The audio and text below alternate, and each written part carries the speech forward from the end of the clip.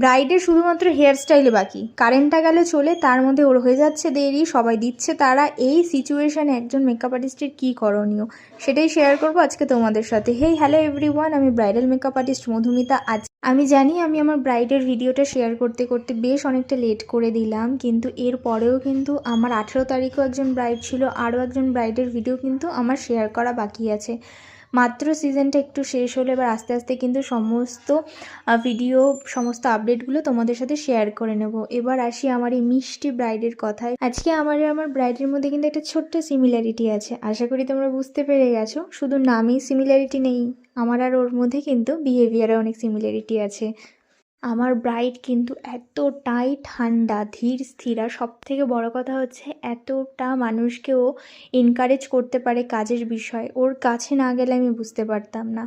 ও কিন্তু মোটামুটি 1 বছর আগেই আমাকে বুকিং করেছে, তখন থেকেই কিন্তু সাজের বিষয় ওর সাথে আমার কথা হচ্ছে।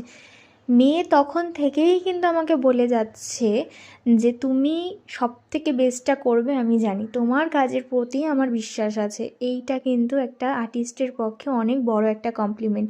এই কমপ্লিমেন্টটা শুনে আনন্দেও যেমন ছিলাম, ভয়েও তেমন ছিলাম। আর ওর কাছে যখন আজকে আমি পৌঁছেছি, ওর সাথে কাজ করে কিন্তু কেউ কখনো নার্ভাস হবে না। কারণটা হচ্ছে ও বারবারই কিন্তু আমাকে বলছে আমি জানি তুমি সব থেকে সুন্দর আমাকে সাজাবে, সব থেকে সুন্দর লুকটা তুমি আজকে আমাকে দেবে।